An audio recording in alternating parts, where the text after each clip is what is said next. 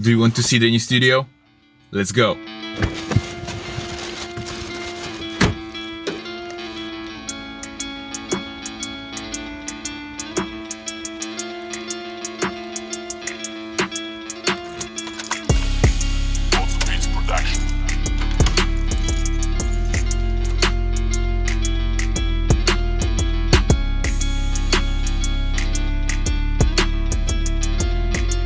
So, welcome to the brand new Vazo Beats Studio. Let's turn it on.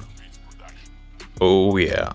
We can also turn the backlight on and everything becomes much more interesting.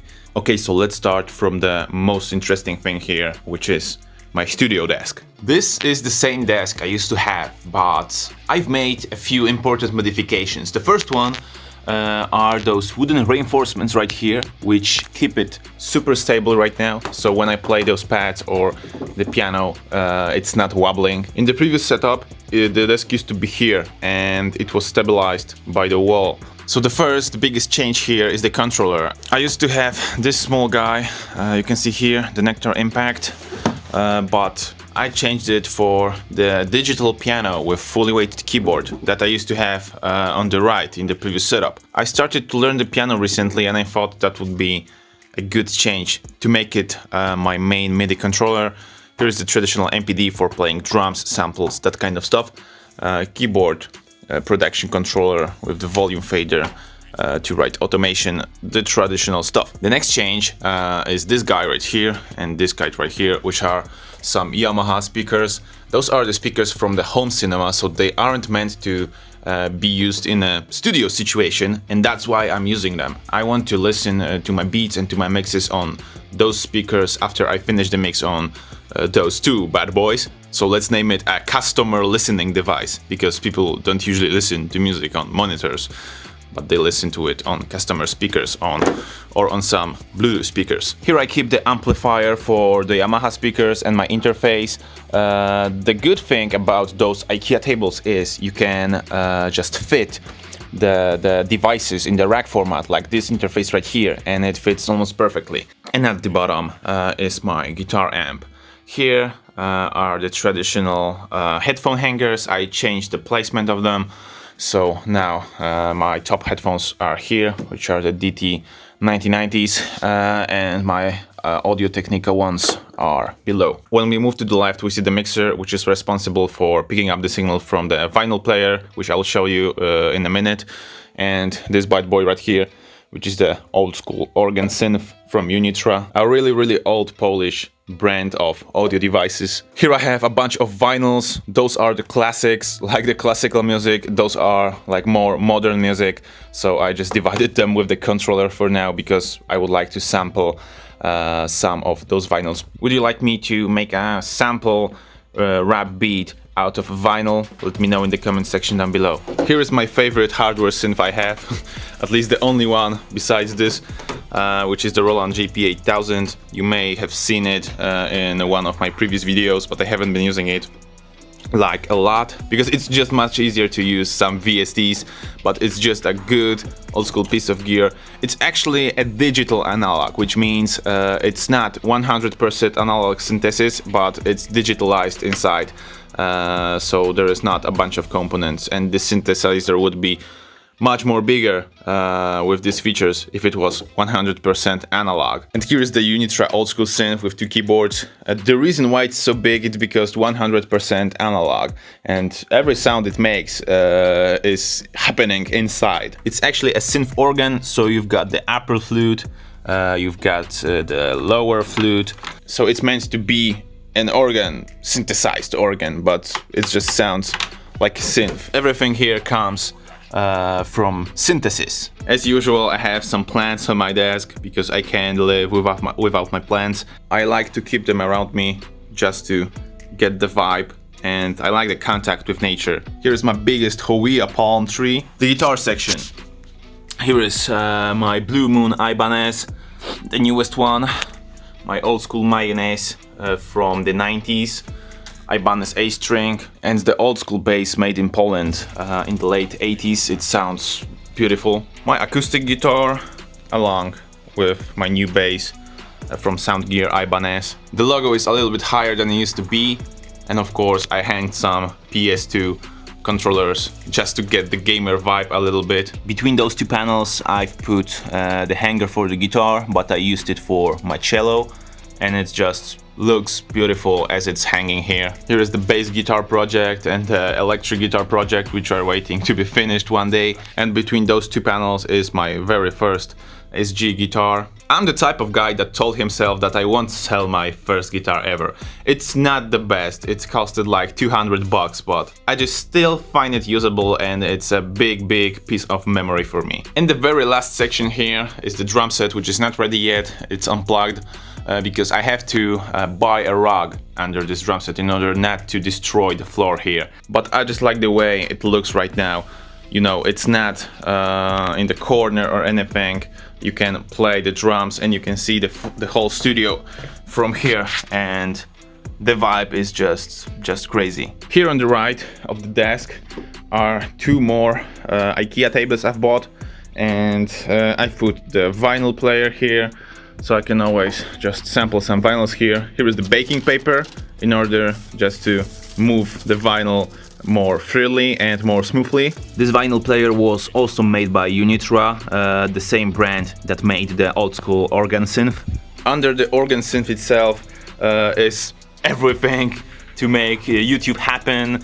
All my lights, all my umbrellas, all my light stands, that kind of stuff. Just a huge mess. On the top of the panels I like to keep the CDs I was involved in some way. And yeah, that's how it looks like. So maybe let's turn on the computer and let's make the first beat in the new studio. I've already prepared the session, so the drum set is ready, and it sounds like that. This is the hi-hat. Pretty snappy, a little bit lower hi-hat than usual. The snare. This is the traditional polo snare with some like triangle added. I've just stacked two snare sounds together. In this case, the clap is the snap and the kick is pretty hard and pretty punchy. I want to use the guitar today. I just want to record the sample and just play with it and see what comes out. Here is my trusty guitar. It's a little bit dusty because as I was, doing everything here, there was a lot of dust in the air. I was cleaning everything, and everything is on the guitars right now, so I have to deal with it. I've prepared a guitar track here, which is linked to the delay and to the plate reverb, so the guitar sounds like that. Okay, so let's record a sample. I've came up with this riff long time ago, and it sounds like that.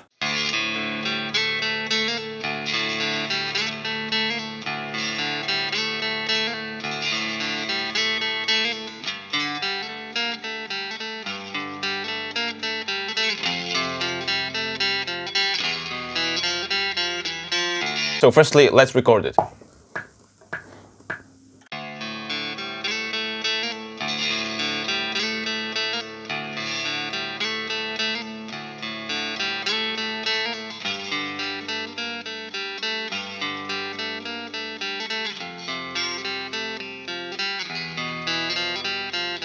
Okay, so now let's record a lead guitar.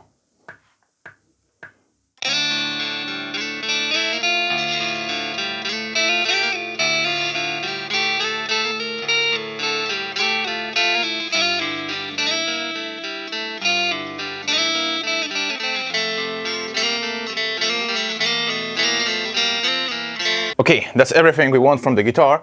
I have to buy something to put my leg on while recording guitars because my back is getting super tight when I'm concentrated and it just hurts. So we have the rhythm guitar, let's say, and the lead guitar. And two sections of the lead guitar. So I think we'll use this for a build-up, this for a verse, and this part for a chorus. But before we start doing anything, let's play with halftime, with some pitching.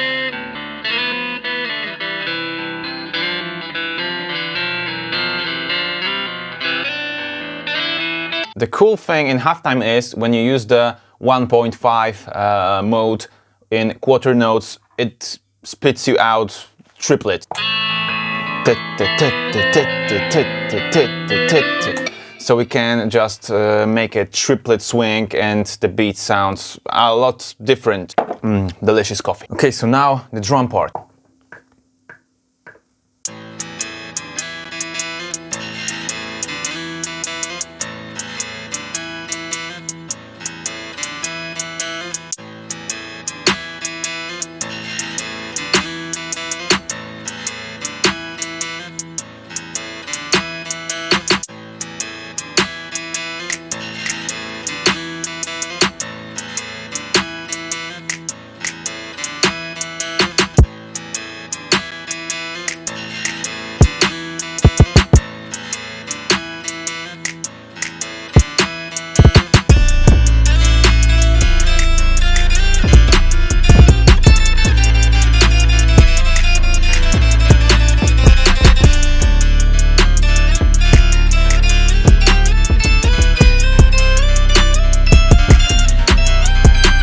I've time aligned the guitars a little bit because they were off the grid, and as the hi-hat is perfectly quantized, it was pretty easy to hear.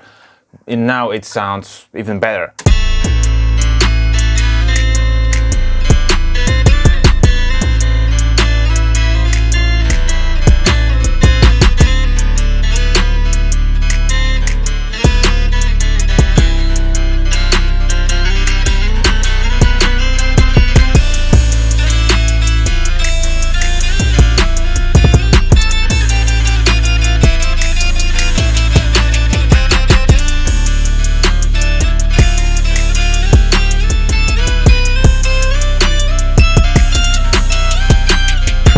It's perfect now. That's a very good beginning for this new place right here.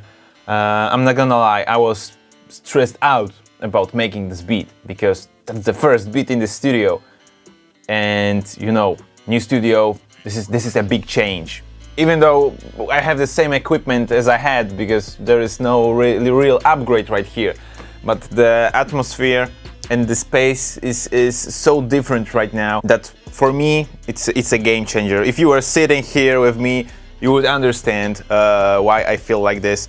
Before that, I felt like, I don't know how you say it in English, I felt a little bit too cozy and maybe a little bit too crumbled, and everything was so crowded. You know, I had the desk here, the piano here, everything was like around me, and I felt like in a box. Now I feel like in an actual studio, and I don't live here anymore, so I could get rid of the bed, of the TV, everything that I wasn't really using while working. So now this room is only for making music and nothing else. And how do you like this beat, guys? Do you think recording your own samples is a better idea than just looking for them on the internet? Because personally, I've been playing guitar for like 10 years now, or maybe even longer, I don't really know. And I just caught myself on this one thought. Man, you can play all these instruments, and all I do is I look for some guitar samples, or I try to play some artificial guitar right here.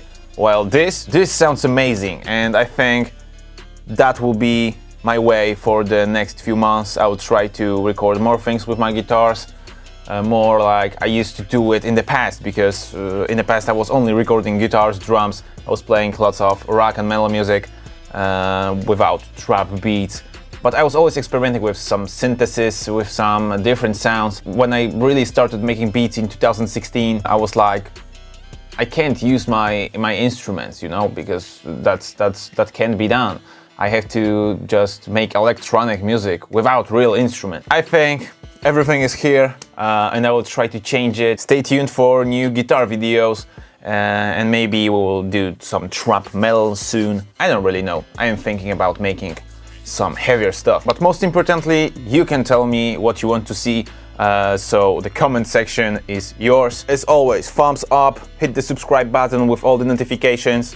My name is Dominik, you've been watching Wodzu Beats, and keep the good vibes alive.